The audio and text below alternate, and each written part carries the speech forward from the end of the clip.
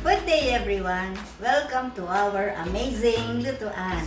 And our menu for today is paksiw na tilapia. Our main ingredients are 1 piece tilapia, sili, talong, ampalaya, what do you call this?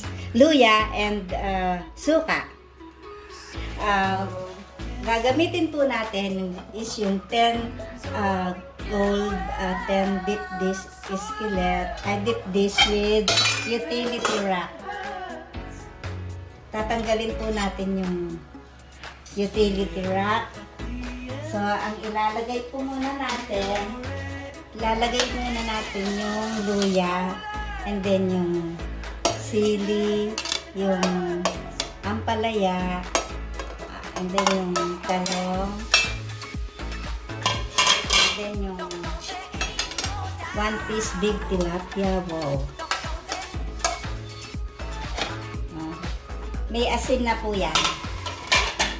And then itong suka. Lagay lang po natin ganyan. Yan.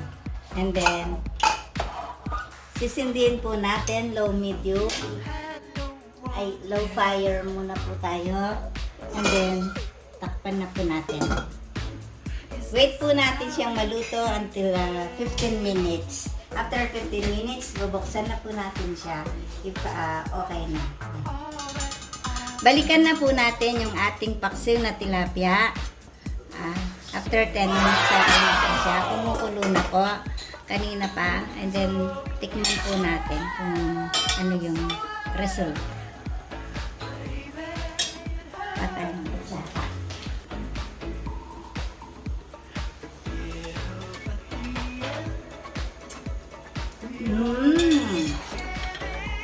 Okay na siya, guys. Luto na po siya. Sasara na po natin. Okay, thanks for watching. Happy cooking and happy eating. Mami!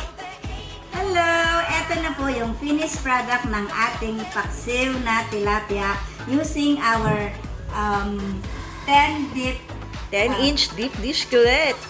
Wow, wowie! Limited edition. Limited edition. Wow!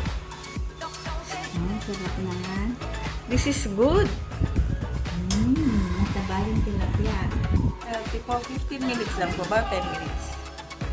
Bali, mabot ng 20 minutes kasi pinakuluan muna natin siya. Okay na po. Happy healthy eating, guys. This is really healthy immune system boosters. If you happen to like or love the video, please do comment, and again, subscribe to our Amazing Lutuan channel. Share the video. And not the virus. Thank you and God bless everyone. Bye. Bye.